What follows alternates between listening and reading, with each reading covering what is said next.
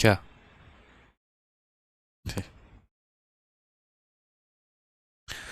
जय हिंद दोस्तों, स्वागत है आपका आपके अपने परिवार में।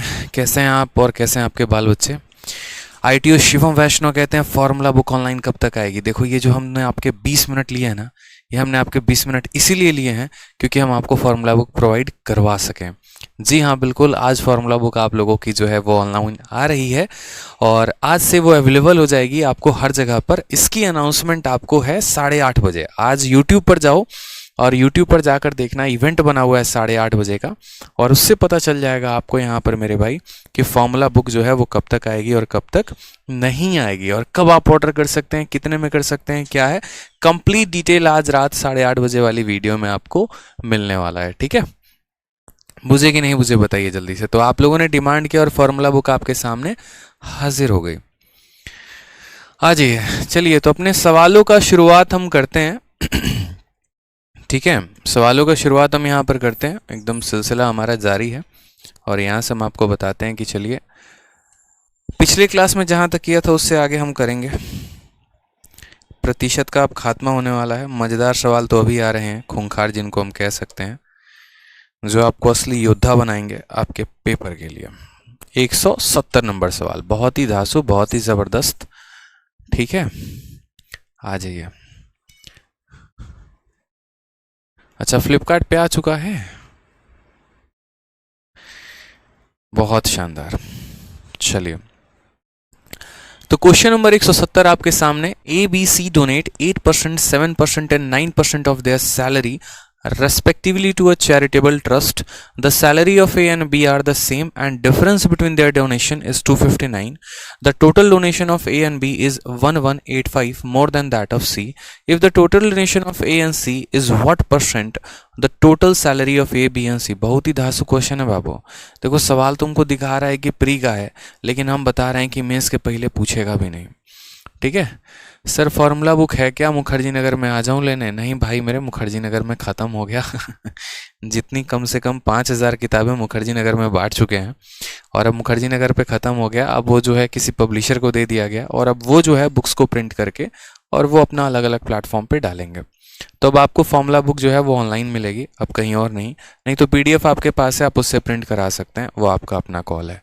आ जाइए यहाँ पर। तो 3 लोगों के बारे में बात हुई है, A है, B है, C है। ठीक है, और वे अपने वेतन का क्रमशः 8%, 7% और 9% एक ट्रस्ट में दान कर देते हैं। ए और बी के वेतन समान है, ये बहुत महत्वपूर्ण लाइन है। ए और बी के जो वेतन है वो समान है तथा उनके दान में इतने का अंतर है।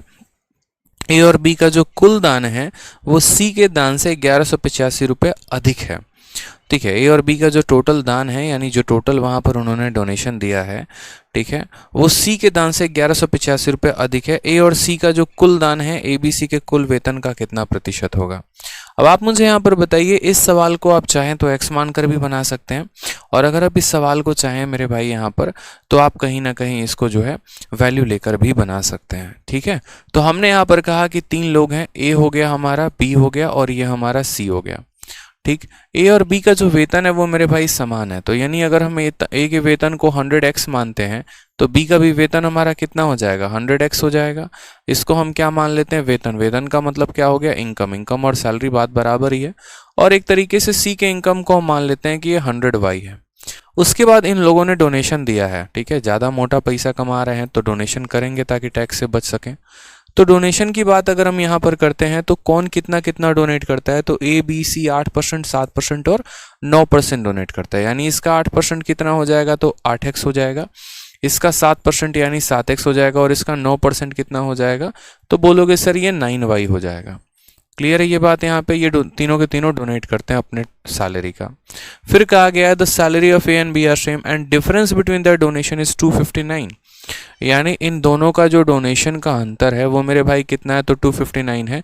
यानी 8x माइनस 7x, यानी अगर हम x की बात करें तो x की वैल्यू हमारी कितनी है? तो x की वैल्यू हमारी 259 है। ये हमारा x का डायरेक्ट वैल्यू आ चुका है। मेरी बात समझ रहे हैं आप? यहाँ पर सवाल में कहा गया है कि इन दोनों के डोनेशन का अंतर 259 रुपये है।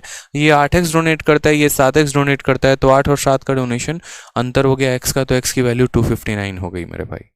ठीक। फिर उसके बाद यहाँ पर कहा गया the total donation of A and B is इतना rupees more than that of C. A और बी का जो टोटल डोनेशन है वो 1185 रुपये ज़्यादा है। किससे ज़्यादा है? सी से ज़्यादा है। यानी अगर हम बात करें यहाँ पर तो ए और बी ने जो टोटल डोनेशन किया है वो कितना डोनेट किया है? ए और बी ने जो डोनेट किया वो 8 और 7 15x डोनेट किया है। तो ये जो 15x है वो 1185 रुपये ज़्यादा है। और ये 1185 रुपये किससे ज़्यादा है? तो सी के डोनेशन से ज़्यादा है। ये बात बोला गया है total donation of A and B is 1185 more than that of C. ठीक है। अब यहाँ पर अगर हम बात करते हैं तो x की वैल्यू को हम यहाँ रखेंगे तो x के जगह पर यहाँ रखेंगे तो 15 इंटू, ठीक है, 259 कितना हो जाएगा? 259। साथ में यहाँ पर 1185 रुपये को इधर माइनस कर देंगे तो मेरे भाई यहाँ पर ये वैल्यू किसकी आ जाएगी? 9y की वैल्यू हमारी आ जाएगी। ठीक है, किसकी वैल्यू आ जाएगी? 9y की वैल्यू हमारी आ जाएगी। इसको हम सॉल्व करते हैं एक बार तो 15 का 9 गुना 135 का 5 हाथ में 13 आ जाएगा। 15 का 5 गुना 75 10 85 3 88 का 8 हाथ में आपका 8 आ जाएगा। ठीक। 15 का 2 गुना 30 और 8 कितना हो जाएगा? 38। 3885 और उसमें से हमें घटा देना है 1185 और ये बराबर हो जाएगा हमारे किसके? 9y के। अब अगर हम बात करते हैं यहाँ पर तो हम बोलेंगे सर 3885 में से 1185 घटा देंगे तो 2700 बचेगा और 2700 बराबर 9y। अगर हम यहाँ देखें तो बोलेंगे सर 2700 बराबर हो जाएगा हमारे 9y के। तो इससे काटेंगे तो y की वैल्यू कितनी आ जाएगी? 300 मेरे भाई, यानी y की वैल्यू हो जाएगी हमारी 300। ये हमारा y का मान आ जाएगा। ठीक है, तो इसको सॉल्व किया तो x की वैल्यू आ गई, कितनी आ गई? 359। इसको सॉल्व किया तो y की वैल्यू आ गई और कितनी आ गई? तो यहाँ पर आ गया हमारा 300 रुपये। अब सवाल में हमसे क्या बोला है? तो सवाल में हमसे कहा है total donation of A and C is what percentage of the total salary of A B and C. यानी अगर क्वेश्चन की अगर हम बात करें तो सवाल में हमसे बोला है कि total donation of A and C, यानी ए और सी का। देखो ए ने कितना डोनेट किया, यानी हमसे क्वेश्चन में बोला है कि 8x प्लस 7y। ठीक है, यानी ए का डोनेशन 8x प्लस 9y, ए का डोनेशन और सी का डोनेशन जो है वो यहाँ पर ए बी और सी के सैलरी से कितना ज़्यादा या कितना परसेंट है। तो बात करते हैं इनकी सैलरी को लेकर तो 100x 100x 200x 200x plus 100y, यानी यहाँ पर इतने की बात बोली गई है। ठीक है कि मेरे भाई ये वाली संख्या इसका कितना परसेंट है, तो इतना भाई इतना इंटू क्या कर देंगे? 100 कर देंगे और परसेंट लगा देंगे। यही हमारा क्या आ जाएगा? तो आंसर आ जाएगा। अब आपको क्या करना है? तो आपको पता है कि यहाँ पर इसके जगह पर यहाँ x की वैल्यू रखनी है, इसके जगह पर यहाँ y की वैल्यू रखनी है। ऊपर एक वैल्यू आएगी, नीचे एक वैल्यू आएगी। सॉल्व करेंगे, 100 से गुना करेंगे तो आपका परसेंटेज निकल जाएगा।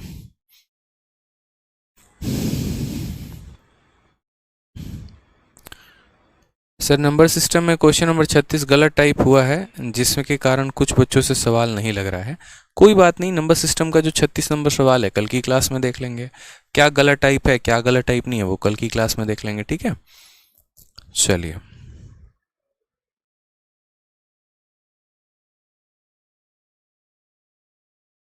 कोई दिक्कत की बात यहाँ पर तो आप समझ पाए। इनकी हमने सैलरी मानी 100x, इनका माना 100x, इनका माना 100y। ये अपने सैलरी का 8% डोनेट करते हैं, ये 7% डोनेट करते हैं, ये 9%। इन दोनों का अंतर 269 दे रखा था। साथ में यहाँ पर कहा गया था कि इनका जो कंबाइंड डोनेशन है वो इसके डोनेशन से 1185 ज़्यादा है। यहाँ से हमने y की मान जो है वो 300 निकाल लिया है। ठीक है, अब बस हमें यहाँ पर वैल्यू रखना है। अब वैल्यू रखना है तो आप यहाँ पर सॉल्व कर लो। वैल्यू रखकर मैं नेक्स्ट पेज में सॉल्व कर देता हूँ, यहाँ हमारे पास जगह नहीं है। ठीक है नेक्स्ट पेज में, ये आपको नोट्स मिलेगा तो दोनों अलग अलग पेज में होंगे। तो अब यहाँ पर अगर आप देखोगे तो आपको याद रखो x की वैल्यू कितनी है? 259 है। x की वैल्यू कितनी है? 259 है। और y की वैल्यू कितनी है? 300 है।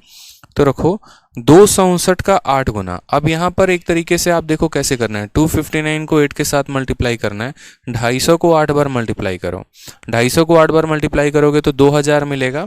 ठीक है, और 9 को 8 बार गुना करोगे तो 72 मिलेगा। यानी 269 को 8 बार गुना करने पे क्या आएगा?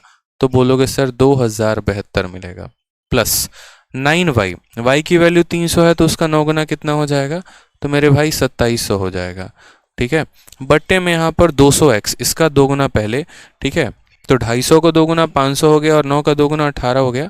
यानी आप इसमें कह सकते हैं कि 269 का 2 गुना कितना हो जाएगा? तो बोलोगे सर 518। और यहाँ डबल ज़ीरो आ गया और प्लस यहाँ पर कितना आ गया? तो 100y यानी 300 इंटू यहाँ पर। आप ऐसा भी कर सकते हो, देखो यहाँ पर जो है ना, यहाँ पर इसका 2 जीरो से इसके 2 जीरो से इसके 2 जीरो को आप काट सकते हो। ठीक है, आप इसके 2 जीरो से 2 जीरो को लेकर काट सकते हो, तो 518 आ चुका है यहाँ पर। और फिर उसके बाद यहाँ पर कितना है, तो आपका y है, y की वैल्यू कितनी है, तो 300 है, तो यहाँ 300 लिख लो। बाकी सभी चीज़ों को हटा दो, यहाँ से 300 लिख लो, कोई टेंशन की बात यहाँ पर नहीं है। इसको भाग कर लो, आपका आंसर आ जाएगा। ठीक, 2700 और 2000 कितना हो जाएगा, 47, 72 और 500, 300, 818 हो जाएगा। इसको भाग करेंगे। अब देखो 800 का 6 गुना 4800 होता है, यानी इसके 5 गुना से थोड़ा सा ज़्यादा है। ऑप्शन में 5 गुना से थोड़ा सा ज़्यादा एक ही ऑप्शन है 5.8, यानी इसका करेक्ट आंसर आ जाएगा 5.8। समझ में आ रहा है मेरी बात? यहाँ पे ऑप्शन नंबर बी, हमने एग्जैक्ट डिवाइड नहीं किया यहाँ पे, हमने तो बहुत ही आसान तरीके से, ठीक है। सर प्लीज़ नंबर को काटना सिखा दो। मेरे भाई सिखा ही तो रहा हूँ यहाँ पर, उतना परेशान क्यों हो रहे हो? अब देखो ये 800 का 6 गुना 4800 होता है, यानी इसके 6 गुना से थोड़ा सा कम है, और थोड़ा सा 6 गुने से कम कौन सा ऑप्शन है? ऑप्शन नंबर बी जो है वही करेक्ट आंसर है, बाकी सारे 6 गुने से ज़्यादा है। ठीक, कोई दिक्कत की बात यहाँ पे, कोई परेशानी की बात बताइए? ठीक है,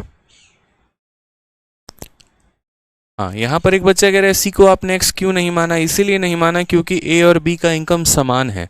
तो ए का इनकम समान है और बी का इनकम समान है, इसलिए जितना ए को मानेंगे उतना ही बी को मानेंगे।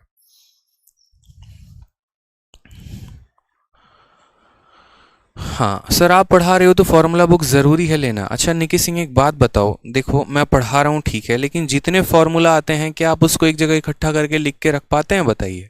फॉर्मूला बुक तो वो है ना जो कंपाइलेशन है सारे फॉर्मूले का, तो वो आपके ऊपर है मेरे भाई। अगर आपने अपना अच्छा नोट्स बना रखा है तो आपको कोई ज़रूरत नहीं है लेने की, लेकिन अगर आपने नोट्स नहीं बनाए हैं तो आपको ज़रूर है कि आपको लेना ही चाहिए। ठीक है, हाँ शॉर्ट में नहीं है क्या? बिल्कुल भी शॉर्ट में नहीं है। ठीक सर, 7x क्यों नहीं लिया? कहाँ पर हम 7x क्यों नहीं लिए ये बताओ पहले। ये इसका इनकम था, ये इसका इनकम था, ये इसका इनकम था। अपने इनकम का 8%, 7%, 9%, डिफरेंस हमारा इतने का आ गया। यहाँ पर y की वैल्यू आ गई, बोला गया दोनों का डोनेशन, ए का और सी का। एक बच्चा बोल रहा है 7x को क्यों नहीं लिया? हम 7x को क्यों लेंगे? सवाल में बोला है the total donation of A and C, A और सी का डोनेशन, इसीलिए ये हमारा ए का डोनेशन है, ये हमारा सी का डोनेशन है। तो ए और सी का डोनेशन, ए बी और सी के सैलरी का कितना परसेंट है? तो ये ए और बी का सैलरी और ये सी का सैलरी है। तो ए और सी का डोनेशन ए बी सी के सैलरी का कितना परसेंट है? तो इतना बाई इतना इंटू 100 करेंगे और ये हमारा आंसर आ जाएगा। ठीक है, तो उम्मीद है कि आप ये क्वेश्चन समझ पाए होंगे। आ जाइए दूसरा सवाल देखते हैं, बहुत शानदार सवाल है, बहुत बढ़िया सवाल है, इसको भी देखते हैं। ठीक है, क्वेश्चन में देखिए 171 में क्या कहा गया? 3 person A B and C donate 8%, 7% and 9% of their monthly income. ठीक है, the monthly salary of A and B are equal and difference between the donation is 900। If the total donation of A and B 600 more than C, then what is the monthly salary of C? ये बहुत आसान question है, इसमें तो आपको और ज़्यादा, जैसे मानो कि क्या हुआ था कि दो क्वेश्चन एक ही साथ आए थे। ठीक है, ये वाला क्वेश्चन 2020 में पूछा गया था 4 मार्च को, और ये वाला क्वेश्चन आपका 2021 में पूछा गया था, और दोनों के दोनों एक ही तरह के थे। और इस बार के मेंस में भी ये क्वेश्चन आपका आया हुआ था। तो एक क्वेश्चन हमने आपको करवा दिया और एक क्वेश्चन आपको ये खुद से करना है 171। अगर किसी बच्चे से 171 नहीं बनता है तो फालतू का हंगामा क्रिएट नहीं करेगा, मैं पहले बता दे रहा हूँ। नंबर सिस्टम की भी क्लास में आज मैंने आपको सॉल्यूशन दिया और मैंने बकायदा आपको समझाया भी कि देखो हमारे पास क्या होता है, अगर मैं परसेंटेज की बात करूं तो 200 क्वेश्चन इसमें हो जाएंगे, और भी चैप्टर्स कई सारे होंगे, तो सारे क्वेश्चंस बहुत ज़्यादा होते चले जाएंगे। अब इतने क्वेश्चंस को करवाना मेरे लिए प्रैक्टिकली पॉसिबल नहीं है, तो अगर 2-3 क्वेश्चन जो एक तरह के होते हैं उनमें मैं कुछ क्वेश्चंस मैं करा दूंगा और कुछ क्वेश्चंस मैं आपके लिए होमवर्क छोड़ दूंगा। उनमें कुछ क्वेश्चंस अगर आपसे नहीं बनेंगे तो आपको उसके लिए ये करना है कि आपको ये टेलीग्राम का डाउट ग्रुप ज्वाइन कर लेना है, और आपको उन क्वेश्चंस को वहाँ भेजना और आपको वहाँ पर उनके सॉल्यूशंस मिल जाएंगे।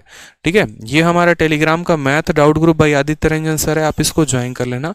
जो भी क्वेश्चन आपसे नहीं बनेगा, जो मैं आपको होमवर्क दे रहा हूँ, वो आप यहाँ भेजना, आपको इसका बहुत बढ़िया तरीके से सॉल्यूशन मेरे भाई मिल जाएगा।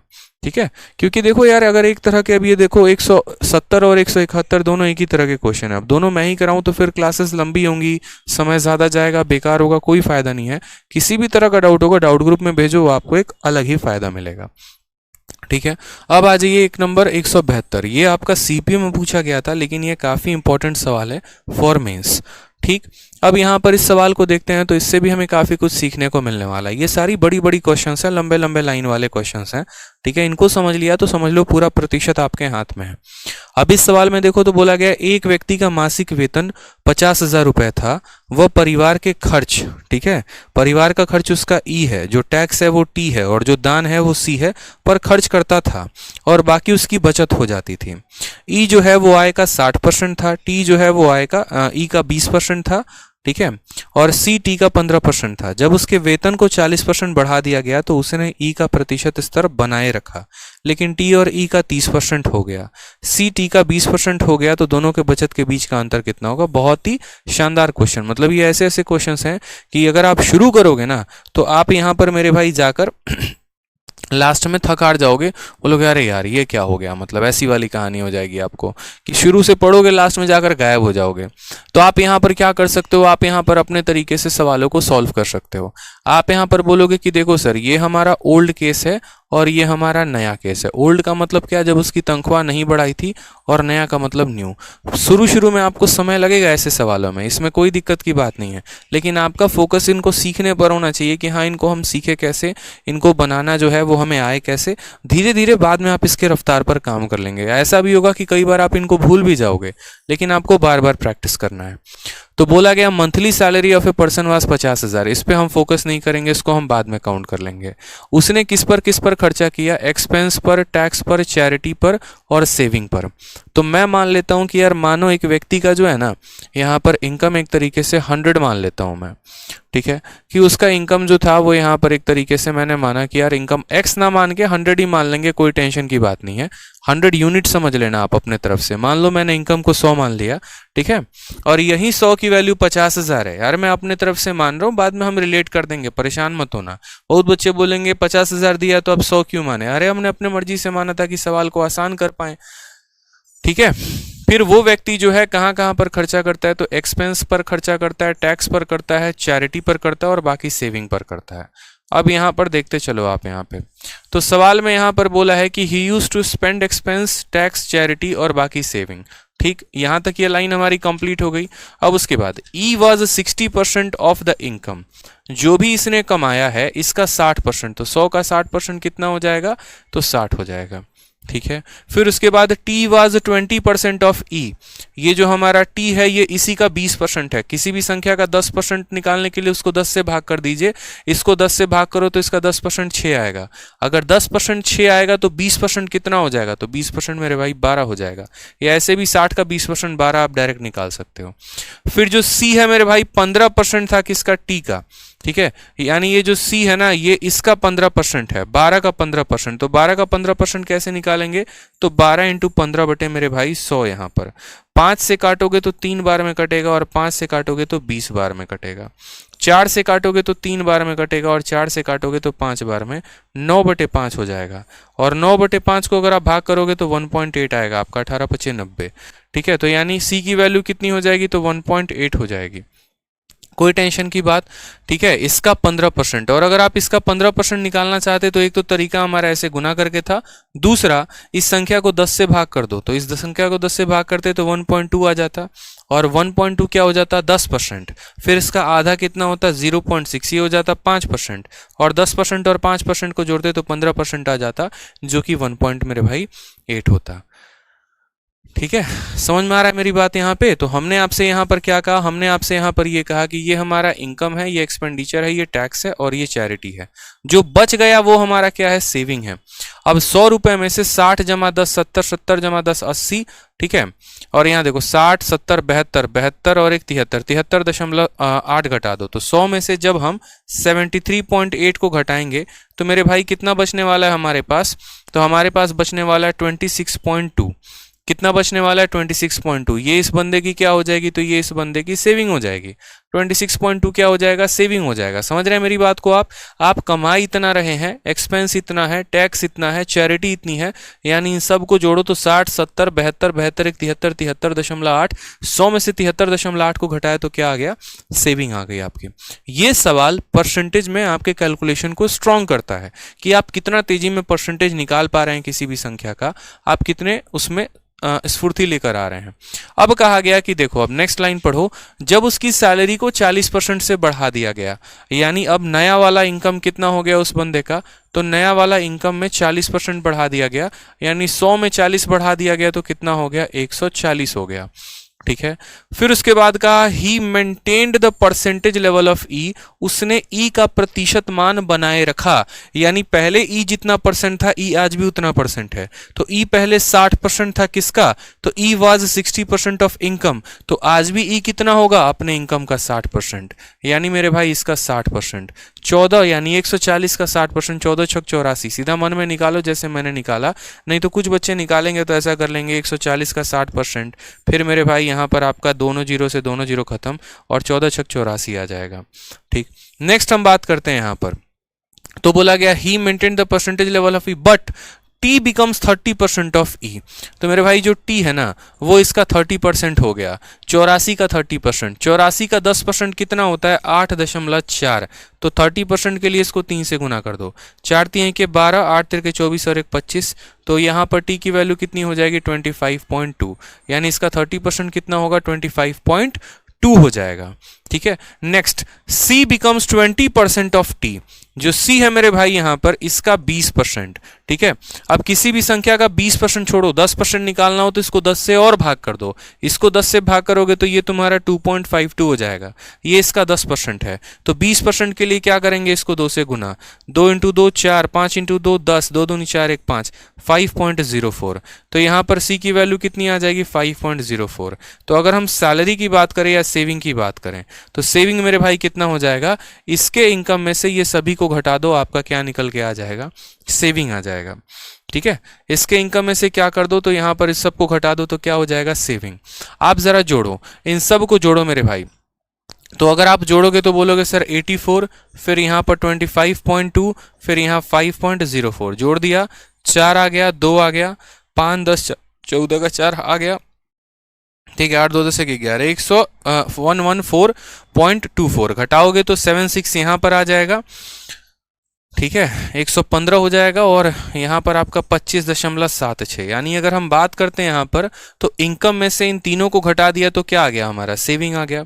ठीक है, तो यहाँ पर हमारा जो सेविंग था 26.2 था, यहाँ पर जो हमारा सेविंग था 25.76 था। सवाल में मेरे भाई अब दिया क्या है, तो आप यहाँ पर देखो तो सवाल में आपको दिया गया है कि monthly salary of a person is, यानी यहाँ पर पहला जो उसका सैलरी था वो दिया है और डिफरेंस बिटवीन द सेविंग बोला है कि उसके सेविंग का अंतर कितने का है, यानी पहले जो वो बचाता था और आज जो वो बचाता है उसका अंतर कितने का है। यानी यहाँ पर जो ये 50,000 दिया गया है मेरे भाई, तो हम क्या बोलेंगे सर, ये जो 50,000 है ये 50,000 क्या है, तो पहले के इनकम का मान है, यानी ये 100 यूनिट का मान है। और आज हमसे क्या बोला जा रहा है, तो दोनों के सेविंग का अंतर, तो अगर हम इन दोनों का डिफरेंस निकाल दें मेरे भाई, सेविंग कितना 25.76 है, याद रखना 25.76 है। ठीक है, तो इन दोनों का अंतर निकाल दे तो ये 20 है। ठीक है, आप घटाना जरा 26.20 में से आप इसको घटाओ, 10 में से 6 गया तो आपका 4 आ जाएगा, 11 में से 7 गया तो आपका 4 आ जाएगा, और 5 से 5 यानी 0.44 की वैल्यू हमें बतानी है, 0.44 की वैल्यू हमें बतानी है, बस हमें इसकी वैल्यू बतानी है। अगर हम इसका दशमलव उड़ा दे तो नीचे हमारे 100 आ जाने हैं। ठीक है, 4 जीरो से हमारे ये सारे खत्म हो जाने। 44 का 5 गुना कितना हो जाएगा, तो 44 का 5 गुना हमारा 220 आ जाएगा। कौन सा ऑप्शन है, तो option number D is the correct answer. बहुत बच्चे यहाँ पर क्या करते हैं कि यहाँ इसको सैलरी को 50,000 मानते हैं, फिर उसका यहाँ वैल्यू कैलकुलेट करते हैं 60%, फिर उसका 20%। आप ऐसे भी कर सकते हो, लेकिन उससे आप ही का कैलकुलेशन थोड़ा लंबा जाता है, क्योंकि 100 पर किसी भी चीज़ को निकालना आसान होता है लेकिन बाकी चीज़ों मुश्किल होता है। जैसे मान लीजिए कि यहाँ 50,000 के जगह कल के दिन यहाँ पर सैलरी कुछ इस प्रकार से होती। ठीक है, 5,000 56,000, देखो ऐसे सैलरी होता है 56,800। ठीक है, मानो यहाँ पर 56892 ऐसे करके, तो क्या आप उस केस में आप उसकी वैल्यू निकाल पाते, नहीं निकाल पाते। इसलिए मेरा मानना है कि आप यहाँ पर इनकम को 100 मान के तब कर लो कि इसका 60% ये था, इसका 12% सॉरी इसका 20% ये था, इसका 15% ये था, जो बच गया वो सेविंग। उसी तरीके से ये इनकम था, इसका 60% मेरे भाई यहाँ पर ये हो गया। ठीक है, फिर उसके बाद उसी तरीके से हम आगे सारे परसेंटेज को निकालते चले गए, सेविंग निकाल लिया। 50,000 100 का मान था, इन दोनों का डिफरेंस पूछा था, निकाल लिया। ये क्वेश्चन आपसे कैलकुलेशन करवा रहा है और देख रहा है कि आपकी कैलकुलेशन की क्षमता कितनी है। अब तो ये आपके ऊपर है ना, ठीक है, अब तो ये आपके ऊपर है कि आप कैसे कैलकुलेट करो। अभी छोटी छोटी बातें हैं यार। अब इनकम में से तीनों को घटाओगे, सेविंग आ जाएगा। इन दोनों का अंतर पूछा है, घटा के सॉल्व कर लो, आंसर आ गया। ठीक है, चलो नेक्स्ट क्वेश्चन देखो। यहाँ पर नेक्स्ट क्वेश्चन आपके सामने सेम डिट्टो, वापस से वही क्वेश्चन। और मैं जब इस बार के मेंस के बैच को पढ़ा रहा था तब मैंने कहा था कि बच्चों लिखवा लो मुझसे कि ये क्वेश्चन तुम्हारे मेंस में आएगा। ठीक है, सीपीओ 2019 का ये सवाल था जो सीपीओ में पूछा गया था। और मेरे भाई यहाँ पर जो है, ठीक है, ये सवाल आपसे मेंस में वापस आ गया इस साल, जो मैंने कहा था एकदम डिट्टो सेम छप करो एज इट इज आया हुआ है। यहाँ पर सम ऑफ सेविंग पूछा है और पीछे वाले क्वेश्चन में बस यहाँ पर डिफरेंस ऑफ सेविंग पूछा गया था। तो एक क्वेश्चन हमने आपको बता दिया और एक क्वेश्चन आपको करना है घर से। ठीक है, क्लियर है, कोई दिक्कत की बात है? चलिए आ जाइए नेक्स्ट क्वेश्चन देखिए 174। ये भी काफी शानदार क्वेश्चन है। ठीक है, सीजीएल के प्री का पूछा गया सवाल है और ये सवाल जनरली अभी बच्चों से हिल नहीं रहा है। 2400 क्वेश्चन में जो है यहाँ पर 2400 की जो ई बुक है उसमें क्वेश्चन नंबर 7 है और बहुत डाउट ग्रुप में ये सर्कुलेट करता है।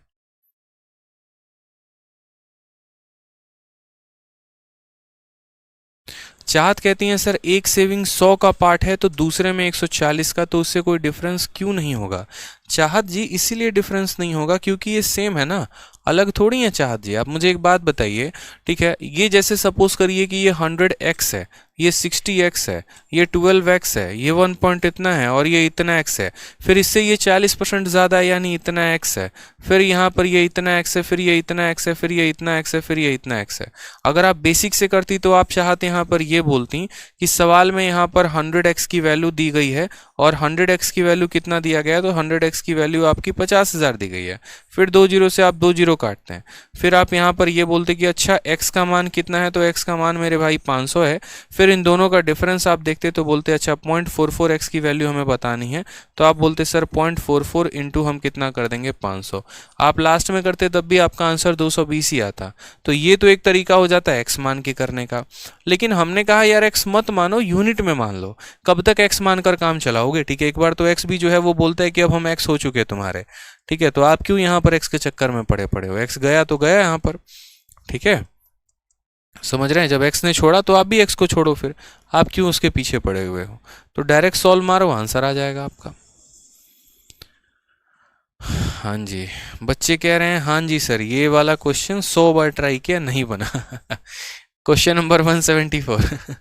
देखो आज के बाद अगर टेलीग्राम के डाउट ग्रुप में ये क्वेश्चन आएगा तो आप इसको सबसे पहले आंसर बताना दूसरों को, ताकि ये वाला क्वेश्चन आपको रट जाए। क्योंकि जो डाउट आप किसी को बताते हो ना तो वो आपको ऑटोमेटिक क्लियर हो जाता है। ठीक है, वो ऑटोमेटिक आपको क्लियर हो जाता है। इसीलिए कोई भी डाउट आता है अगर आप किसी को बता रहे हो तो क्लियर हो जाएगा। तो डाउट आप बताया करो किसी को, ऐसे छुपा छुपाई मत खेला करो। अरुण कुमार यादव, सीजीएल के एग्जाम के पहले सिलेबस कंप्लीट हो जाएगा। मेरे भाई हो जाएगा, पढ़ लो ना, तुम पढ़ लो ना, कह रहा हूं पढ़ लो तो पढ़ लो बस। ठीक है, आ जाओ क्वेश्चन नंबर 74। देखो सीजीएल का प्री का क्वेश्चन है। क्या बोला गया है मेरे भाई? In a manufacturing unit it was noted that the price of raw material has increased by 25% and labour cost has gone from 30% of the cost of raw material to 38% of cost of raw material। ये line समझना। What percentage of the consumption of raw material should be reduced to keep the cost same as that before the increase? Hindi में अगर पढ़ें तो एक निर्माण इकाई में यह देखा गया कि कच्चे माल की कीमत में 25% की वृद्धि हो गई है। रॉ मटेरियल के दाम में 25% का वृद्धि हो गया और श्रम लागत कच्चे माल की लागत के 30% से बढ़कर कच्चे माल की लागत का 38% हो चुकी है। कच्चे माल की खपत कितने प्रतिशत कम की जाए ताकि लागत को वृद्धि से पहले की लागत के बराबर में रखा जा सके? अब समझिए मेरी बात को। ठीक है, ये आपने क्वेश्चन में पढ़ा। अब क्वेश्चन के एक एक लाइन को हम आपको तोड़ के समझाते हैं। इन अ मैन्युफैक्चरिंग यूनिट यानी आप ऐसे समझ लो कि किसी फैक्ट्री की बात हो रही है। It was noted that price of raw material has increased by 25%। और रॉ मटेरियल का दाम जो है वो 25% बढ़ चुका है। कितना बढ़ चुका है? 25% बढ़ चुका है। तो आप ऐसे समझ लो कि यहाँ पर आपका रॉ मटेरियल का पहले देखो दो केस था। एक बार हमारा ओल्ड की बात करेंगे और एक बार हमारा न्यू की बात करेंगे। ठीक है, समझ रहे हैं मेरी बात को? यहाँ पर ये हमारा रॉ मटेरियल का बात है कि भैया रॉ मटेरियल का दाम जो है वो कितना बढ़ा है 25%। अगर मान लो कि किसी बच्चे के मन में सुंदर सा विचार आता है कि हम इसको 100 मान लेते हैं और इसको 125 मान लेते हैं, तो वो वैसे भी कर सकता है, कोई परेशानी की बात नहीं, ऐसे ही कर लो, ठीक है, ऐसे ही कर लो। बाकी मैं 400-500 लेकर मान रहा था, वो ज़्यादा इनफैक्ट हमारा आसान हो जाता। क्यों हमारा आसान हो जाता हम आपको वो भी बता देते हैं। देखो 25% का फ्रैक्शन वैल्यू कितना होता है, 1/4, ठीक है। तो आप इसको 100 ना मान के आप इसको 400 मान सकते हो। तो 4 में 1 की बढ़त, तो ये कितना हो जाएगा, 500 हो जाएगा। क्योंकि हम ऐसा इसीलिए करते हैं ताकि यहाँ पर इसके पास डबल जीरो हो और डबल जीरो का कोई भी परसेंटेज निकालना आसान हो। मेरी बात समझ रहे हैं या नहीं समझ रहे हैं आप? मेरे कहने का मतलब है कि अगर हम इसको देखो 25% की फ्रैक्शन वैल्यू कितनी होती है, 25% की फ्रैक्शन वैल्यू हमारी 1/4 होती है। यानी हमारे कहने का मतलब है कि अगर पुरानी वैल्यू 4 यूनिट है तो नई वाली वैल्यू 4 में एक ज़्यादा यानी 5 यूनिट हो जाएगी। तो हम अगर सॉल्व करना चाहते हैं तो इसके पीछे 2 जीरो ले लेते हैं, इसीलिए ले लेते हैं ताकि हमारे सवाल को सॉल्व करना हमारे लिए आसान हो जाएगा। बहुत ही प्यार से, बहुत ही आसान तरीके से हम परसेंटेज निकाल पाएंगे। 125 का आपको 33% या 38% निकालना मुश्किल होगा, लेकिन 500 का 38% निकालना आपके लिए आसान होगा। तो सबसे पहले आप यहाँ पर ये समझिए कि पहले आपका रॉ मटेरियल का खर्चा अगर 400 रुपये आ रहा था, तो अब इससे 25% ज़्यादा आ रहा है, यानी 500 आ रहा है। मैं एक एक लाइन को बताते चल रहा हूँ, ध्यान से सुनना। कोई बच्चा लास्ट में जुड़ेगा फिर बोलेगा ये वाला बता दीजिए, ये वाला बता दीजिए, तो हम नहीं बताएंगे। वो आपकी गलती है कि आप लास्ट में आ रहे हो। तो यानी पहले कच्चे माल की कीमत कितनी थी, 400 रुपये। अब इसमें कितना परसेंट बढ़ गया, 25%, यानी यहाँ पर कितना हो गया, तो 500। ऐसे भी 400 का 25% 100 होता है, 400 में 100 जोड़ दोगे तो 500 आ जाएगा। पहला लाइन टूटा कि noted that price of raw material has increased by 25%, इसमें कोई दिक्कत? चलो नेक्स्ट लाइन देखो, the labour cost has gone up from 30% of cost of raw material, 30% of cost of raw material. यानी अगर हम बात करें यहाँ पर तो लेबर का जो कॉस्ट आ रहा था तो वो पहले कितना था, तो इसका 30%, 400 का 30% यहाँ पर, तो 400 का 30% मेरे भाई 120 हो जाएगा। गुना कर लो, आपको निकालना है तो ऐसे 400 × 30/100 कर लो, कोई परेशानी की बात नहीं है। आपके दोनों जीरो से दोनों जीरो खत्म, यहाँ 120 आ जाएगा। तो पहले लेबर कॉस्ट कितना होता था, तो 30% of cost of raw material, और अब कितना होता है, तो 38% of cost of raw material. अब कितना होता है मेरे भाई, तो इस रॉ मटेरियल का यानी अपना रॉ मटेरियल का कितना, 38%, तो यानी 500 का 38%। 500 का कितना, तो 500 का 38%। समझ गए मेरी बात को? 2 जीरो से 2 जीरो खत्म। 38 का 5 गुना, 30 का 5 गुना 150 होता है, 8 का 5 गुना 40 होता है, यानी कुल मिलाकर यहाँ पर कितना हो जाएगा, तो 190 हो जाएगा। ठीक है, तो ये हमने यहाँ पर कह दिया है कि लेबर कॉस्ट जो था वो यहाँ पर इसका कितना था, 30%, और यहाँ जो लेबर कॉस्ट है इसका 38% है। ठीक है, लेबर कॉस्ट भी बढ़ चुका है। अब यहाँ कहा गया है, यहाँ पर नेक्स्ट लाइन को पढ़िए अगला, ठीक है, what percentage of consumption of raw material be reduced to keep the cost the same as that before the increase। Cost जो है हमें कितना रखना है, तो यहाँ पर अगर हम बात करते हैं तो कॉस्ट कितना आ रहा था। जैसे मान लीजिए कि आप कोई भी सामान बनाते हैं, मान लो ये हमने कलम बनाई, कलम कैसे बना, तो कलम में कच्चा माल कितने का आया वो उसका हम प्राइस देखेंगे। जैसे मानो 10 रुपए का प्लास्टिक लगा और लेबर को मैंने 2 रुपए दिए कलम बनाने में, यानी ये कलम का कीमत कितना हो गया, 12। तो उसी तरीके से रॉ मटेरियल आ रहा था 400 का और लेबर का कॉस्ट आ रहा था 120 का, तो टोटल खर्चा कितने का आ रहा था, 520 का। और अगर हम यहाँ बात करें खर्चे को लेकर, तो यहाँ पर अगर हम कॉस्ट का डिसीजन करें तो हमारा पहले रॉ मटेरियल 500 का और लेबर कॉस्ट 190 का, यानी हमारा 690 का यहाँ पर क्या हो गया, तो लेबर का कॉस्ट हो चुका है।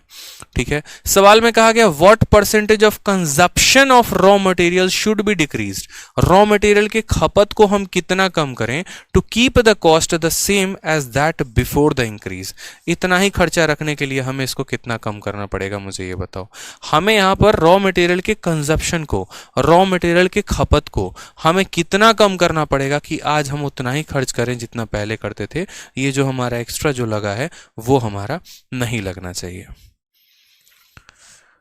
बताइए यहाँ पर, हाँ एक बच्चा कह रहा है सर इसको 100 क्यों नहीं माने। शुरू में ही मैंने बताया था कि 100 क्यों नहीं माना। अगर मैं इसको 100 मानता तो यहाँ 125 आता और 125 का 38% निकालना थोड़ा मुश्किल हो जाता, दशमलव में मान आते।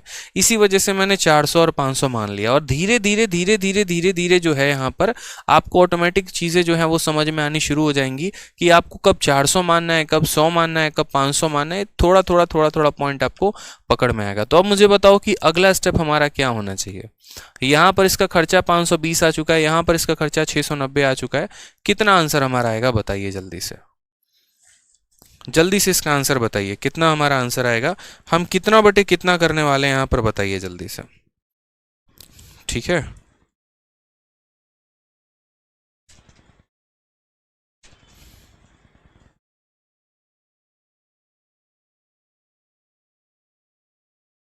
कितना आंसर दिया गया बताइए इसका जल्दी से।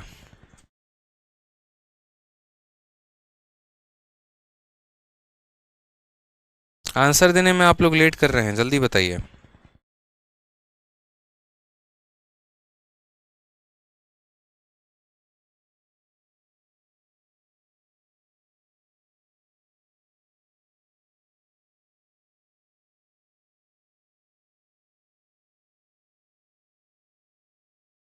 एक बच्चा कह रहा है सर नोट्स अवेलेबल नहीं है। मेरे भाई नोट्स तो तब देंगे ना जब सिलेबस कंप्लीट होगा।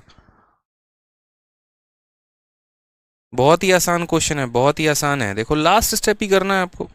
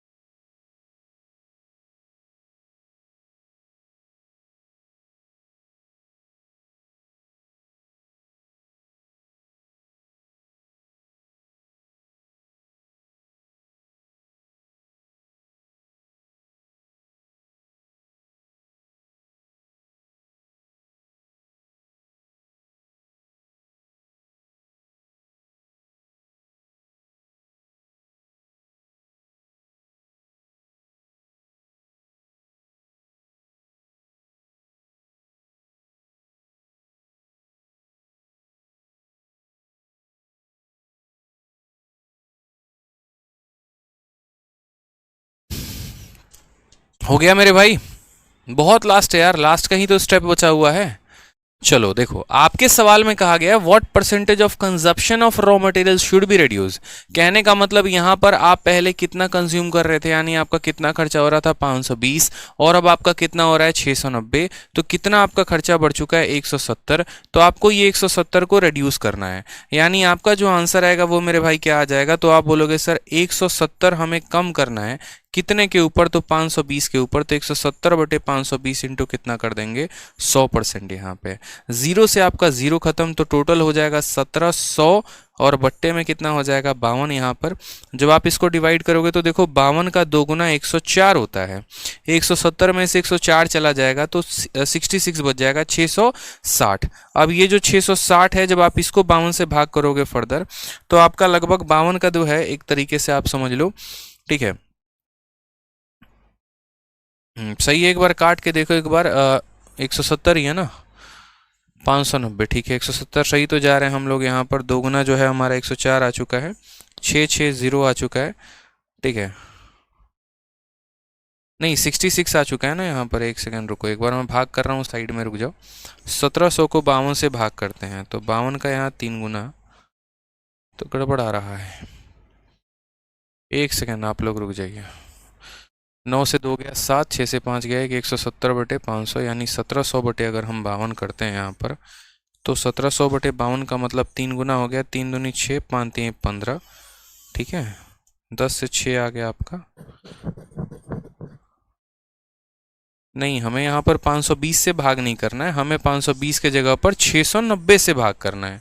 बिल्कुल, बड़े माल को जो है ना, बड़े वाले वैल्यू को जो है हमें यहाँ पर डिक्रीज करना है, इसको इसके साथ भाग करना होगा। तो हम बोलेंगे 1700 और बट्टे में 69। अब आप इसको सॉल्व करो, इसको सॉल्व करोगे तो ले जाओ यहाँ साइड में 117, यानी 1700 को 69 से भाग करोगे तो 59 का कितना गुना आ जाएगा, 2 गुना, कितना हो जाएगा 18, और यहाँ पर हो जाएगा 13। 10 से 8 आपका 2 आ जाएगा, ठीक है, और 6 से 3 आपका 3 हो जाएगा, फर्दर आपका 0 आ जाएगा। फिर अगर आप 59 को भाग करते हो मेरे भाई यहाँ पर, तो कितना गुना, 6 चौके 24, 6 पचे 30, 4 बार में जाएगा, यानी 9 चौके 36 का 6, 3 हाथ में, 6 चौके 24 और 3 हमारा हो जाएगा 27, 24 और 20 46, दशमलव लगा देंगे 460, 24 दशमलव समथिंग, यानी ऑप्शन नंबर सी जो है वो हमारा करेक्ट आंसर है। बी नहीं होगा मेरे भाई, बी जो है वो करेक्ट आंसर है, ठीक है, गलत है। हमें यहाँ पर जो है रिड्यूस इस वैल्यू को करना है, तो हमें जिसको रिड्यूस करना है हम भाग भी उसको करेंगे, ठीक है। जैसे मैं आपको यहाँ पर एक छोटा सा केस समझा देता हूँ, आप मेरी बातों को समझ जाएंगे कि क्या है क्या नहीं है। जैसे मानो कि आपने परसेंटेज में वो क्वेश्चन पढ़ा था कि ए की इनकम को हम 10% बढ़ा देते हैं, तो हमें उसकी इनकम को वापस वहीं रखने के लिए कितना प्रतिशत कम करना पड़ेगा। याद करिए वो क्वेश्चन आपने पढ़ा था। तो आप कहते थे कि सर हमारा ए का इनकम अगर हमारा 100 रुपया था, ठीक है, और हम इसमें कितना बढ़ा देते थे, 10 बढ़ा देते थे, तो 110 कर देते थे। अब कहा गया कि इसके बढ़े हुए मान को आप कितना प्रतिशत कम करेंगे कि वापस अब ये 100 रुपये कमाना शुरू कर दे। तो आप क्या बोलते थे, इनकम 100 से कितना हो गया, 110। अब हमें 110 को 100 बनाना है, यानी कितना कम करना पड़ेगा, 10 कम करना पड़ेगा। और कितने के ऊपर कम करना पड़ेगा, तो 110 के ऊपर। तो 10/110 इंटू यहाँ क्या करते थे, 100% करते थे। 0 से 0 खत्म, 1/11, यानी 9 सही 1/11% हमारा आंसर आता था। उसी तरीके से अगर हम यहाँ पर बात करें तो पहले जो है हमारा रॉ मटेरियल का दाम इतना था, लेबर का कॉस्ट इतना था, तो हमारी जो है खर्चा इतने का आ रहा था। फिर रॉ मटेरियल का दाम 25% बढ़ गया, लेबर का कॉस्ट जो है वो बढ़ गया, तो हमारा इतने का खर्चा आया। हमारे सवाल में यहाँ पर कहा जा रहा है कि देखो तुम्हें आज उतना ही खर्च करना है जितना तुम पहले करते थे, तो अपने तुम खर्च को कम करो, यानी हमें इसको कम करना है। कितना कम करना है, 170, और कितने के ऊपर, 690 के ऊपर। तो 170/690 इंटू 100 लगभग हमारा कितने के प्रतिशत के बराबर आएगा, 24.6। शीट में जो आंसर दिया गया है वो गलत है। करेक्ट ऑप्शन ऑप्शन नंबर जो सी होगा वो होगा, ना कि ऑप्शन नंबर बी, ठीक है। चलिए, क्लियर है ये बात, यहाँ पर कोई दिक्कत की बात है? हेलो,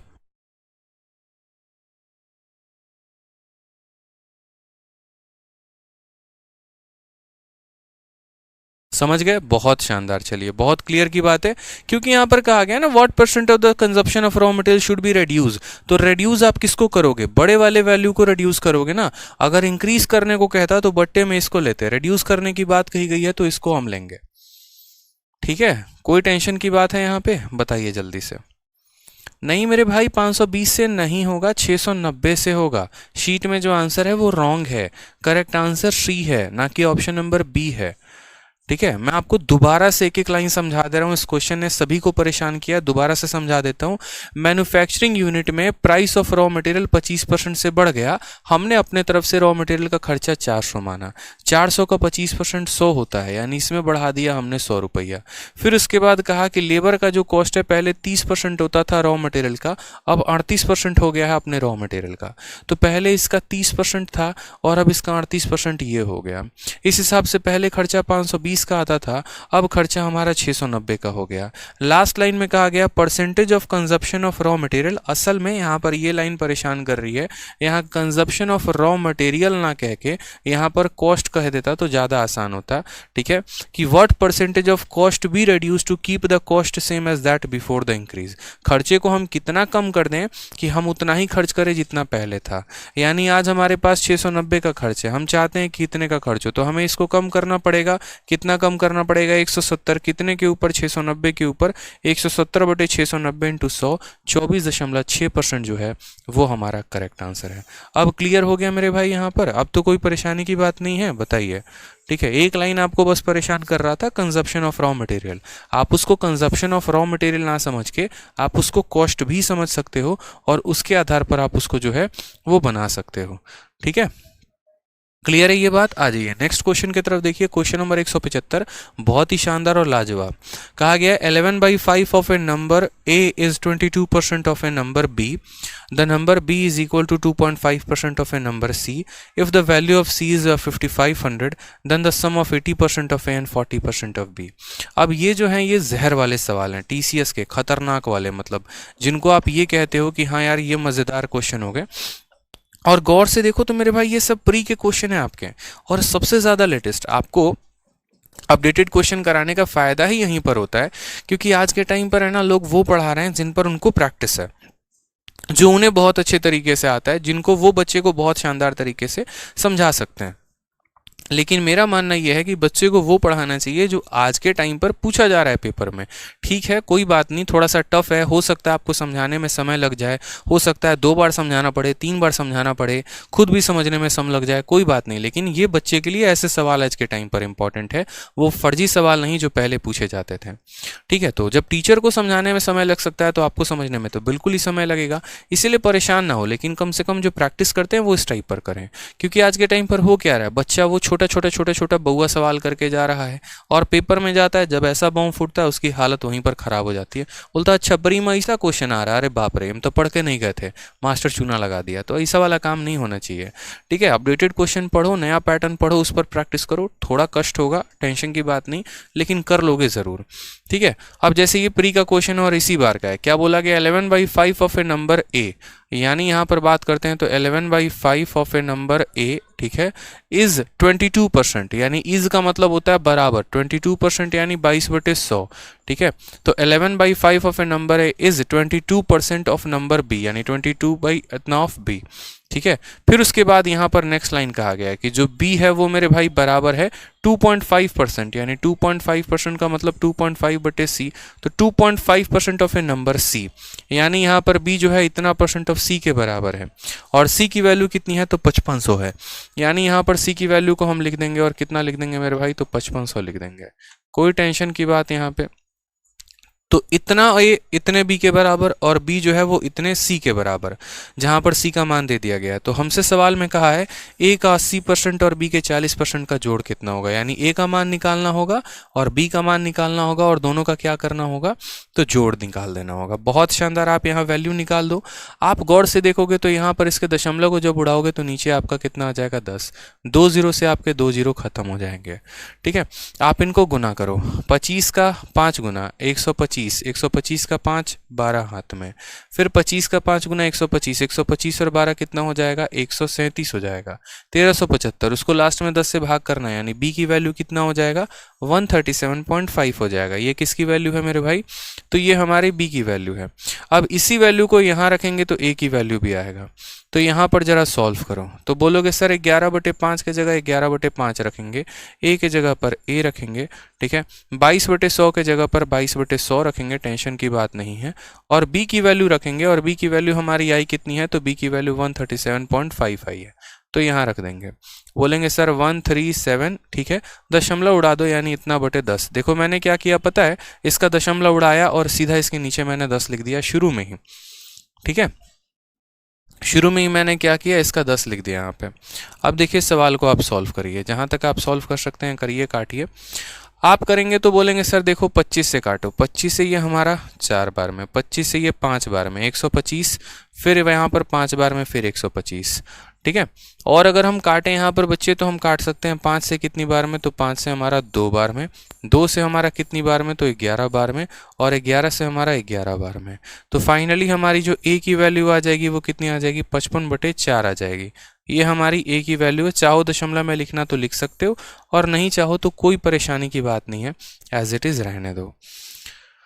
ठीक है, अब यहाँ पर देखो नेक्स्ट क्वेश्चन की अगर हम बात करते हैं यहाँ पर, तो कहा गया है कि sum of 80% of A and 40% of B, A का 80% और बी का 40%। अब 80% की बात करते हैं तो 80% का मतलब 80/100, और ये किसका बोला गया है ए का, यानी यहाँ पर 55/4 का, कितना परसेंट 55/4 का 80%, प्लस b का 40%, यानी संख्या का 40%, 40% का मतलब 40/100, और यहाँ पर कितना करना है तो यहाँ पर मेरे भाई 137.5, अगर हम इस 0.5 को उड़ाएं तो सीधा यहाँ नीचे 10 लिख सकते हैं, यानी 1375/10।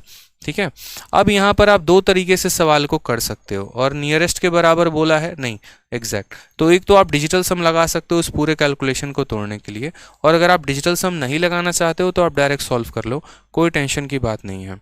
0 से आपका 0 चला जाएगा, 4 से आपका 2 बार में चला जाएगा। ठीक है, 2 से आप काटोगे तो 5 बार में चला जाएगा, 5 से काटोगे तो 11 बार में चला जाएगा, इसकी वैल्यू आ जाएगी 11। 0 से आपका 0 खत्म हो जाएगा, 5 से काटोगे 2 बार में चला जाएगा, 5 से काटोगे तो आपका यहाँ पर कितनी बार में जाएगा। ठीक है, तो बोलोगे सर देखो यहाँ से 5 से 2 बार में, ठीक, फिर 5 से 7 बार में 35, फिर 5 से इतनी बार में, 2 से आपका 2 बार में, फिर वही बात यहाँ पर आ जाएगी कि ये 2 से आपका 5 बार में चला गया, और 5 से आपका 5 का 5 गुना 25, फिर 5 का 5 गुना 25, तो 11 जमा 55 यानी आंसर कितना आ जाएगा, 66 इज द करेक्ट आंसर। और बिना कैलकुलेशन किए भी डिजिटल सम लगाते तो 66 आंसर लेकर आ जाते हैं। ठीक है, शिवानंद गुप्ता कहते हैं 13.75 होगा, गलत कह रहे हैं शिवानंद जी, आप यहाँ पर थोड़ा सा अपने आप को करेक्ट करिए, फिर आपको पता चल जाएगा। ठीक है, 5500 का मेरे भाई है ना, 5500 का 2.5% निकालना है, सही निकाला है हमने, कोई शक की बात नहीं है। देखिएगा यहाँ पर दोबारा से सवाल समझाते हैं। 11/5 of a number A is 22% of number B, तो 11/5 of number A is 22% of a number B, पहला लाइन।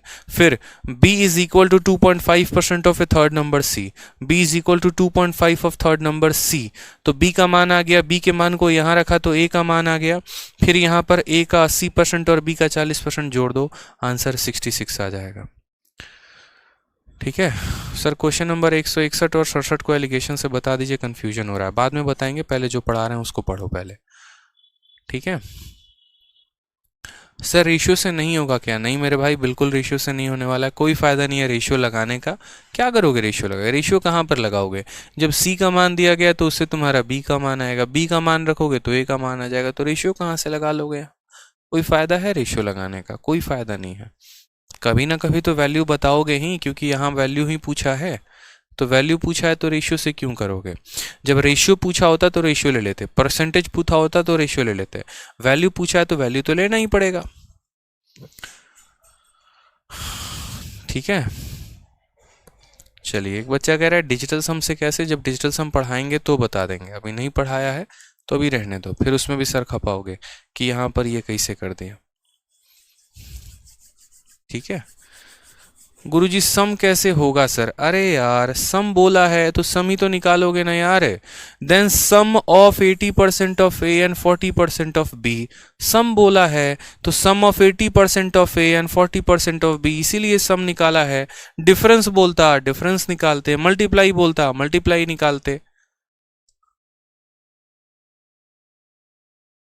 पता है आप लोग के इतने सवाल कभी कभी हो जाते हैं ना, इसीलिए मुझे लगता है कोई टीचर यूट्यूब पर इसको नहीं कराता होगा। अमृता पाल कहती हैं आप सी कहाँ लिखें? अरे भाई साहब, कसम से बता रहा हूँ मैं, अमृता जी, मैडम जी, मेरी बात को समझिए बड़े ध्यान से। यहाँ पर जो है ना, कहा गया है कि बी का जो मान है वो 2.5% है सी के, तो मेरे भाई यहाँ पर 2.5, ठीक है, और परसेंट का मतलब नीचे 100 होता है, और इंटू सी, लेकिन मैंने सी ना लिखकर सी के जगह पर उसका मान लिख दिया है। क्यों? क्योंकि वैल्यू ऑफ सी दिया गया है, सी की वैल्यू कितनी है? 5500 है, इसीलिए मैंने सी मिटाकर यहाँ 5500 लिख दिया है। समझ गए मेरी बात को? यही हमने किया था। तो जब हम शुरू में बता रहे होते हैं तो कृपया अपनी आंखें बंद करके ना सोएं, नींद से जाग जाएं और देखते रहें कि हम क्या लिख रहे हैं। ऐसा है नहीं कि हम यहाँ पूरा इसे एकदम बोर्ड ढक के लिखना शुरू करते हैं, ऐसा तो है नहीं ना। बताओ, कैलकुलेशन है मेरे भाई, परसेंटेज के कुछ सवाल अगर मैं कैलकुलेटिव ना कराऊं तो क्या फायदा फिर? मुझे पता है कि इन सवाल में प्रॉब्लम आएगा, लेकिन फिर भी मुझे कराना है। क्यों कराना है? ताकि आप सीखो, आप जानो कि हाँ ऐसे भी सवाल पेपर में आते हैं। ठीक है, शिवम सिंह कह रहे हैं डिजिटल सम करा दीजिए। अभी नहीं कराएंगे डिजिटल सम, इतना आसान टॉपिक नहीं है कि हाँ 2 मिनट में बता के निकल जाएंगे, समय लगता है। ठीक है,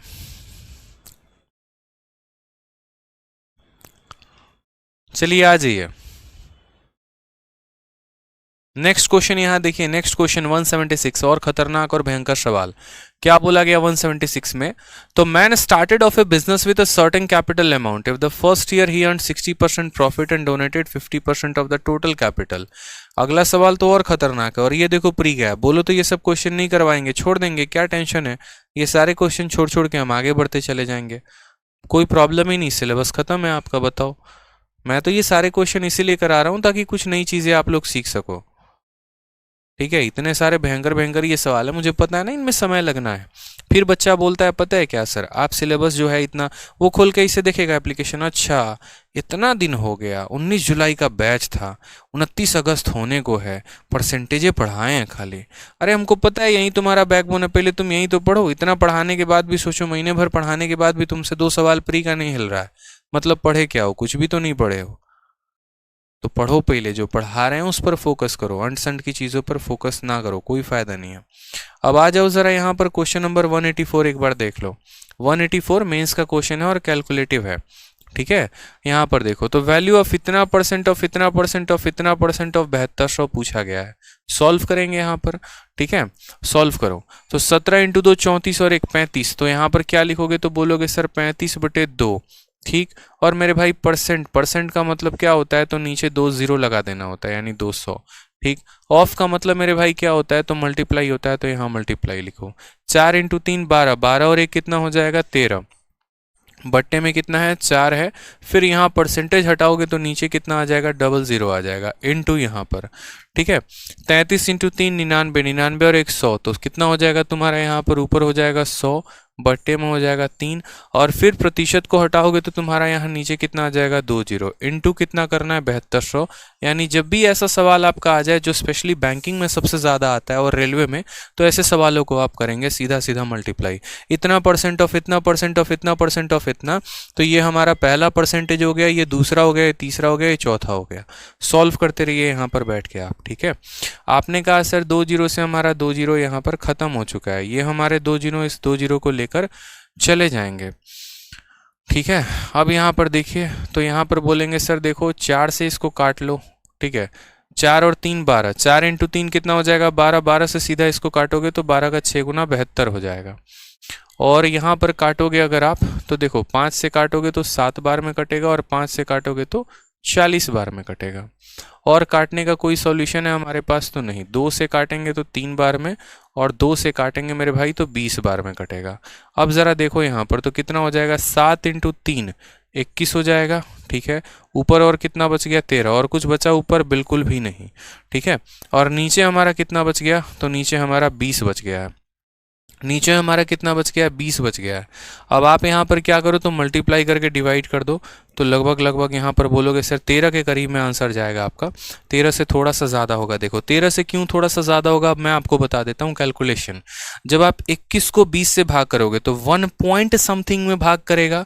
ये 1.1 हो सकता है, 1.2 हो सकता है, 1 पॉइंट कुछ भी, मतलब 1 से ज़्यादा में भाग। और फिर ये 1 × 13 हमारा लगभग कितना बना देगा? 13। ऑप्शन हमारा सी जो है वो करेक्ट आंसर होगा, 13 से थोड़ा सा ज़्यादा। ठीक है, बाकी जिस बच्चे को एकदम बेसिक से करना है वो आराम से करेगा। 13 का 1 गुना 13 का 3 हाथ में 1, 13 दूना 26 और सिकता है, इसको वो आराम से 20 से भाग करेगा, तो उसका ऑप्शन नंबर सी आएगा। करके देख लेना मेरे भाई। ठीक है, कोई दिक्कत की बात यहाँ? तो जो इस तरह के सवाल होते हैं 184 वाले, उनको सीधा का सीधा ऐसे परसेंटेज में तोड़ के और तब इनको सॉल्व किया जाता है। ठीक, चलिए, जिन बच्चों को थोड़ा थोड़ा कोई क्वेश्चन कम समझ में आ रहा है ना यार, आप लोग रिपीट मोड पे देखो ना वीडियो को। मेरे से 10 बार रिपीट करवा लोगे तो वही बोलूंगा ना जो बता रखा है। बच्चे होते हैं सर एक बार और रिपीट कर दो, एक बार और रिपीट कर दो। अरे यार, मेरे से रिपीट करवाने से बेहतर है कि खुद वीडियो को रिपीट मोड में देखो।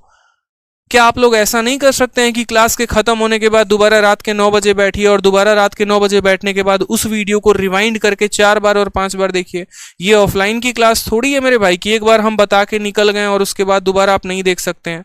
ऑनलाइन की क्लास है, जितनी मर्जी चाहें उतनी बार देख सकते हैं, जितनी बार चाहें उतनी बार रिपीट करके देख सकते हैं। तो हमको एक ही सवाल 10 बार रिपीट करवाओगे, फायदा तुम्हारा, लॉस ही है तुम्हारा, मतलब समय तुम्हारा खराब हो रहा है और कुछ नहीं हो रहा है। उससे बढ़िया यार अपना सेंस लगाओ ना कम से कम कि हाँ, हम ही वीडियो को रिपीट मोड में देख लेंगे। एक अकेले के चलते हजारों बच्चों का लॉस होता है, बताओ। आप भी तो थोड़ा मेहनत करना सीखो ना यार। ऐसे थोड़ी होता है कि सब कोई थाली में परोस के एकदम आपको ला के दे देगा, रिपीट रिपीट लगातार 40 बार लिख रहा है एक लड़का रिपीट।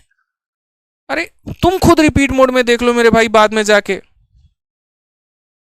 आ जाओ क्वेश्चन नंबर 145 देखो, ये भी आपका मेंस का क्वेश्चन है, बढ़िया क्वेश्चन है कि 91% of A is 39% of B and B is x% of A, then what is the value of x। बहुत ही प्यारा क्वेश्चन कि ए का 91% बी के 39% के बराबर है। तो हम यहां पर क्या लिखेंगे, तो 91% को क्या लिखेंगे, तो 91/100। तो 91% ऑफ ए बराबर होगा किसके, तो बी के 39% के, यानी 39% ऑफ बी के, यानी इतना ऑफ बी के। ठीक है, अगर हम काटेंगे तो 100 से हमारा 100 चला जाएगा, तो हम यहाँ बोलेंगे सर ए बटे में बी बराबर होगा किसके, तो बराबर होगा 39/91 के। ठीक, अब सवाल में मेरे भाई क्या बोला है, तो सवाल में यहाँ बोला है कि b is x% of a, b जो है यहाँ पर x का कितना परसेंट है। ठीक है, यहाँ पर मेरे भाई बोला है कि जो b है वो x का कितना परसेंट है। अब ये बहुत अच्छा क्वेश्चन है, तो ऐसे क्वेश्चन में आप समझिएगा मेरी बात को कि जो b है वो a का कितना परसेंट है, b is x% of a, तो b की वैल्यू कितनी है 91। बोला गया ये जो वैल्यू है ये a का कितना परसेंट है, यानी 91 जो है वो 39 का कितना परसेंट है, तो 91/39 इंटू कितना कर देंगे 100 कर देंगे। ठीक है, अगर आप काटोगे तो 13 से आपको 3 बार में जाएगा और 13 से काटोगे 7 बार में जाएगा, यानी आपका कितना हो जाएगा 700/3% आपका करेक्ट आंसर। तो बोलोगे सर 700/3% कौन सा ऑप्शन है, option number B for Baahubali है।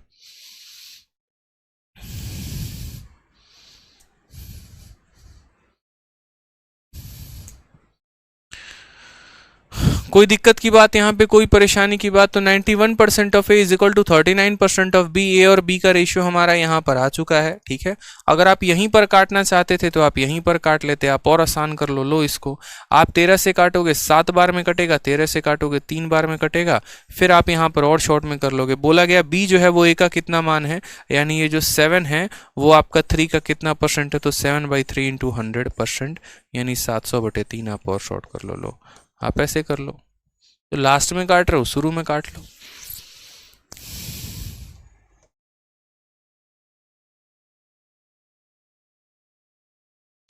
अब ये क्वेश्चन नंबर 186 देखो मेरे भाई, यहाँ पर ये 186 नंबर सवाल। ठीक है, ऐसे सवाल मुझे लगता है आप लोगों ने किए होंगे काफ़ी, मतलब मैंने आपको ये पर करवाया भी दिया है एरो वाले कंसेप्ट के ऊपर। Income of A is 45% more than income of B, income of C 60% less than sum of incomes of A and B, income of D is 20% more than that of C, if difference between income of B and D is इतना then income of C is. और कोई बच्चा बोले कि ये फालतू question है, लंथ फंथ question है, ठीक है, कैट फैट का क्वेश्चन है, तो नहीं है मेरे भाई, गौर से देख लो। सीजीएल 13 अगस्त 2021 शिफ्ट 1 यानी प्री का क्वेश्चन है। समझ में आ रहा है बात यहाँ पे। तो ये भी देखो एक और गर्दा सवाल। अब ये क्वेश्चन अगर आप ट्राई करोगे ना तो ही मजा है आपको, बिना ट्राई के तो बिल्कुल भी मजा नहीं है। तो इस क्वेश्चन को एक बार थोड़ा ट्राई करके लेके आना। ठीक है, नहीं समझ में आया तो डाउट ग्रुप में भेजना, बहुत भौकाल और बवाल सवाल है एकदम। ठीक है, आ जाओ नेक्स्ट क्वेश्चन यहाँ पर 187 देखो। 187 यहाँ पर क्या बोला है, तो ये थोड़ा सा इलेक्शन वाला क्वेश्चन है, इसको हम करवाएंगे नेक्स्ट क्लास में। अगले क्लास में आपका परसेंटेज खत्म हो रहा है, आप इतनी बात को मन में लेकर चलें। ठीक है, एक और क्वेश्चन करवा देता हूँ, जो क्वेश्चन छूट जाएंगे कल की क्लास में करवा दूंगा। क्वेश्चन नंबर 177 देख लो मेरे भाई, एक 177 देख लो। ठीक है, x%। साकिब खान कह रहे हैं x% ऑफ क्या होता है। साकिब खान जी मेरे भाई, मतलब क्या चाहते हो ये बताओ, हम सुसाइड कर लें है, ऐसे लाए फंदा रस्सी एकदम गले में लगा के लटक जाए हवा में। कितनी बार बेटा तुमको बोले हैं कि पहले तुम क्लास नंबर 1 देखो, फिर क्लास नंबर 2 देखो, फिर क्लास नंबर 3। क्या चाहते क्या हो तुम ये बताओ। मतलब तुम चाहते नहीं कभी तुम्हारी नौकरी लगे, कभी तुम्हारा जो बारात है वो उसके दरवाजे पर चाहे, मतलब तुम कसम खा लिए हो कि नहीं मेरी बारात को छोड़ के किसी का भी बारात उसके दरवाजे पे जाए वहीं सही है, लेकिन हम तो नहीं लेके जाएंगे। क्यों? क्योंकि हमको नौकरी लेना ही नहीं है ना, हम सुनेंगे आपका, हम तो अपने हिसाब से चलेंगे। हम काहे वीडियो नंबर 1 देखें, हम तो यहीं से देखेंगे, यहीं पर इरिटेट मारेंगे आपको। मतलब यार गजब आदमी हो यार तुम। मतलब देखो ये बच्चे को 180 क्वेश्चन पर हम पहुंच चुके हैं और तब बोलता है x%। हे भगवान, अरे बाप रे। आ जाओ चलो 177 देखो यहाँ पे। देखो सवाल में क्या बोला है, the monthly expenditure of a person is 40% more than his monthly saving. जितना बेचारा बचाता है ना उससे 40% ज़्यादा वो खर्चा कर देता है। ठीक, कहा गया है if his monthly income increases by 40%, यदि उसके इनकम को हम 40% बढ़ा देते हैं और साथ में हम उसके खर्चे को भी 60% बढ़ा देते हैं, तो वो अब जो है 2070 रुपये ज़्यादा सेव करता है। तो इनिशियल मंथली एक्सपेंडिचर क्या था, बनाओगे तो ये भी बन जाएगा, बनाओगे तो ये भी बन जाएगा, लेकिन फिर भी हम तुमको बता रहे हैं, देखो बहुत प्यार से समझा रहे हैं। देखो यहाँ ये ओल्ड लिख लो, ये न्यू लिख लो। ठीक है, ये हमारा इनकम हो गया, ये हमारा एक्सपेंडिचर हो गया, ये हमारा, या ऐसे भी उतना ना करके आप ऐसे लिख सकते हो कि ये हमारा इनकम है, ये हमारा एक्सपेंडिचर है और ये हमारा सेविंग है। ये हमारी पुरानी कहानी थी और ये हमारी नई कहानी है। ठीक है, सवाल में मेरे भाई क्या बोला गया, तो सवाल में कहा गया है कि एक्सपेंडिचर जो है वो 40% ज़्यादा है सेविंग से। गौर से पढ़ो, एक्सपेंडिचर 40% मोर देन सेविंग, यानी अगर हम मानो कि सेविंग को 100 रुपया मान लेते हैं तो इससे 40% ज़्यादा, यानी ये कितना हो जाएगा 140 हो जाएगा। बोलो, इससे 40 ज़्यादा कितना हो जाएगा, तो 140। तो इस हिसाब से उसकी इनकम कितनी होगी, तो 100 और 140 यानी इनकम हो जाएगा हमारा 240। कोई दिक्कत की बात, इनकम हमारा कितना हो जाएगा, तो 240। ठीक है, अब यहाँ समझो, नेक्स्ट यहाँ बोला गया है यहाँ पर कि if his income is increase by 40%, यदि इसके इनकम को 40% से बढ़ा दिया जाए। तो यानी अगर हम बात करते हैं 240 को 40% से बढ़ाने की, तो किसी भी संख्या को, जैसे मानो मैं इसको अगर 10% से बढ़ाऊंगा तो मैं क्या बोलूँगा कि ये हमारा 100 था और अब ये 110 हो चुका है। 20% बढ़ाऊंगा तो 100 था 120 हो चुका है। 30 बढ़ाऊंगा तो 100 था 130 हो चुका है। मुझे तो इसको 40% बढ़ाना है, यानी ये मेरे भाई 100 था तो कितना हो चुका है 140। 0 से 0 खत्म, 0 से 0 खत्म। गुना करो यहाँ पे, 14 का 4 गुना 96 का 6 हाथ में 9, 14 का 2 गुना 28, 28 और 9 कितना हो जाएगा मेरे भाई 37। यानी अब इसका नया इनकम कितना आ चुका है, तो नया इनकम 376 आ चुका है, 376 यूनिट आ चुका है। ठीक है, कोई परेशानी की बात। फिर कहा गया मंथली एक्सपेंडिचर इंक्रीजेस बाय 60%, खर्चा भी 60% से बढ़ जाता है। तो यहाँ पर इसमें 60% जब आप करोगे तो बोलोगे देखो पहले खर्चा 140 था, ठीक है, अब ये खर्चा 60% बढ़ गया, यानी अगर पहले खर्चा 100 करता था तो अब 60% ज़्यादा कर रहे हैं, यानी 160 करेगा। 0 0 0 0 खत्म। 14 का 6 गुना 84 का 4 हाथ में 8, 14 कम 14 और 8 कितना हो गया 22। कितना लिख देंगे मेरे भाई यहाँ पर, यानी अब वो कितना खर्चा कर रहा है, तो 224। ठीक, इतना उसका कमाई है, इतना वो खर्च कर रहा है, तो बचाएगा कितना। 6 में से 4 गया 2 आपके सामने, 7 में से 2 गया 5 आपके सामने, 3 से 2 गया इतना। यानी पहले वो 100 सेव करता था, अब वो इतना सेव करता है। और सवाल में कहा गया then he saves 2070 more in a month, एक महीने में वो इतना रुपए ज़्यादा सेव करता है। What is his monthly expenditure, शुरू में वो खर्चा कितना करता था। यानी आपको यहाँ जो मान दिया गया वो किसका दिया गया, तो ये जो 2070 है, ये जो वैल्यू आपको दी गई है, ये वैल्यू मेरे भाई यहाँ पर बोला गया कि वो कितना अधिक सेव कर रहा है, तो 52 रुपया वो अधिक सेव कर रहा है। यानी ये जो वैल्यू दी गई है ये किसकी वैल्यू है, 52 की। और हमसे पूछा क्या गया है, इनिशियल मंथली एक्सपेंडिचर, शुरू में कितना खर्च कर रहा था, यानी हमसे 140 का मान पूछा गया है। बस यहाँ सवाल हो गया सॉल्व आपका। ठीक है, 336 होगा क्या, यहाँ पे कुछ गड़बड़ कर दिया क्या हमने, देख लेते हैं एक बार क्या है क्या नहीं है। रुक जाइए एक बार, हम लोग अगर नहीं चेक किए हैं तो चेक कर लेते हैं। अच्छा, 14 का 4 गुना 56 होता है ना यार, 14 दूना 28 5, यही होता है। आप लोग जो है ना एकदम डिस्टर्ब कर देते हो जब हमको बीच कैलकुलेशन में, यही होता है कि हम कैलकुलेशन मिस्टेक थोड़ा हो जाता है। ये हमारा 336 है, कोई बात नहीं, 336 में से आप इसको घटा दो, कोई परेशानी की बात नहीं है। कितना आ जाएगा, 112 आ जाएगा। कितना आ जाएगा मेरे भाई, तो 112 आ जाएगा, कोई परेशानी की बात नहीं है। यानी असल में ये जो हमारा 2070 है, यहाँ पर इन दोनों का अंतर है, यानी 12 की वैल्यू है, और हमसे यहाँ पूछा गया था 140 का मान बताने को। ठीक है, 12 की वैल्यू है तो बता देंगे मेरे भाई, टेंशन की बात नहीं है। तो आप बोलोगे सर देखो इसको काटो आप 4 से, ठीक है, या 3 से काटो, 6 से काटो आप इसको, 6 से काटोगे तो 2 बार में, और 6 से इसको काटो, 6 का 3 गुना 18, 27 हो जाएगा। 6 का 4 गुना 24, और 6 का 5 गुना इतना। फिर 2 से काटोगे तो आप यहाँ पर 2 का 7 गुना 14, यहाँ पर 70 बार में। ठीक है। अब यहाँ पर हमारा 0 आ गया, मल्टीप्लाई कर लो, 7 पचे 35 का 5, 3 हाथ में 7 चौके 28, 3 21 का 1, ठीक है, और 7 तिरके 21 और 3 24, 24150 हमारा ऑप्शन नंबर सी जो है करेक्ट आंसर है। कैलकुलेशन आप कर लिया करो यार, देखो इतना कैलकुलेशन तो आपको करना ही पड़ेगा। आपको जो है यहाँ पर सवाल में क्या बोला, मैं दोबारा से रिपीट कर देता हूँ। जो आपका खर्चा है वो इससे 40% ज़्यादा है, तो अगर हम इसको 100 माने थे तो ये 140 हो गया था। इस हिसाब से हमारा इनकम 240 हो गया था। बोला कि आज हमारे इनकम को 60% बढ़ा दो, ठीक है, यहाँ 40% बढ़ा दो, तो इसमें हमने 40% बढ़ा दिया। इसका 40% कितना हो गया, 96, इसमें हमने 96 बढ़ा दिया तो 336 हो चुका है, ठीक है। फिर कहा गया कि इसमें 60% बढ़ा दो, तो इसका 60% 84 होता है, तो इसमें बढ़ा दिया। अब इसमें से इसको घटाया तो नया सेविंग आ गया। बोला सेविंग का अंतर तुम्हारा कितना है, 2070। 2070 जो है वो 12 का मान है और हमसे 140 का मान पूछा है। मैं कैलकुलेशन धीरे धीरे इसीलिए करता हूँ ताकि आपको समझ में आ सके, तो कैलकुलेशन उड़ाना बाएं हाथ का खेल है मेरे भाई यहाँ पे, ठीक है। प्रखर साचन कहते हैं प्री का ही सवाल क्यों कराते रहते हो आप। बहुत शानदार प्रखर सच्चन जी, स्वागत है आपका, ठीक है, बहुत अच्छे तरीके से। अब मैं कहाँ स्वागत करूँ मुझे खुद पता नहीं चल रहा है। बच्चे यार एक बार तुम शीट तो डाउनलोड करके देखते कि तुम्हारे शीट में कितने प्री के क्वेश्चंस है और कितने मेंस के क्वेश्चंस है। मैं बताओ, प्री के भी क्वेश्चंस हैं, मेंस के भी क्वेश्चंस हैं, फेज 9 के भी क्वेश्चंस हैं। मार्केट में मुझे कोई एक किताब ढूंढ के दिखा दो पूरे मार्केट में, एसएससी के, या पूरे पूरे मतलब पूरे मार्केट का मतलब पूरे भारत में कोई एक यहाँ किताब खोज के दिखा दो जिसमें फेज 9 का क्वेश्चन तुमको देखने को मिल जाए। कहीं नहीं मिलेगा मेरे भाई, क्वेश्चन कोई नहीं करवाता है। फेज 9 के क्वेश्चन ग्रेजुएट लेवल के टाइप करके करवा रहा हूँ, और आप कह रहे हो मैं प्री के लेवल के क्वेश्चंस करवाता हूँ। मतलब आपको तो पक्का जो है ना यहाँ पर किसी और ग्रह की तैयारी करनी चाहिए, बेकार में आप धरती पर हो, ठीक है। और एसएससी तो आपके लिए सर कुछ भी नहीं है, आप तो बड़े एग्जाम के लिए बने हो सर। बड़े एग्जाम की तैयारी करो आप, मतलब जैसे होता है ना कैट वैट, उनकी तैयारी करो आप सर, गलत जगह पे आ गए हो, ठीक है।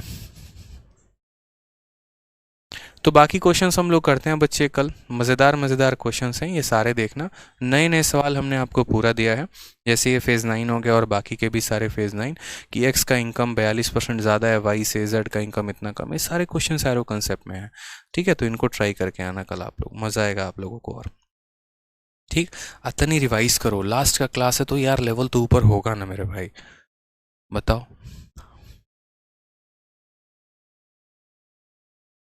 एक बच्चा कह रहा है फेज 9 का क्वेश्चन क्यों नहीं कराते। अरे बाप रे, रे क्या है रे ये फेज 9 है ना, है चांपा कल में, मतलब कूद जाएंगे हम, एक बात जान लो। तुम लोग कमेंटे है ना, पढ़ना बेकार है, तुम लोग नालायक हो गया एक नंबर का, सब बेकार है तुम लोग कमेंट पढ़ने का, खाली पढ़ाओ। जैसे यूट्यूब पर कमेंट वमेंट पढ़ते नहीं है किसी का, अपने रफ्तार में पढ़ाते, वैसे ही कराना पड़ेगा तुम लोग के लिए।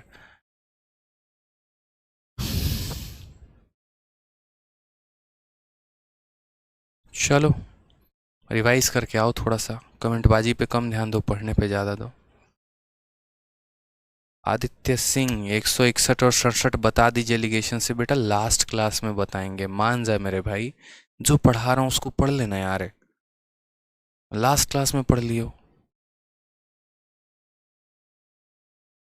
40 बार समझाने के बाद भी कमेंट करेगा, कल से तुम लोग का सबका कमेंट बंद, किसी का कमेंट हम नहीं पढ़ेंगे, जाओ। जैसे तुम्हारे मैसेज को पढ़ के वो रिप्लाई नहीं देती है ना, वैसे हम भी नहीं देंगे, वही सही है तुम लोगों के लिए, ठीक है। भाव तो सर पे चढ़ जाते हो एकदम, जैसे इग्नोर मारती है ना वो, वैसे ही हमको भी मारना पड़ेगा लग रहा है अब तुम लोग को।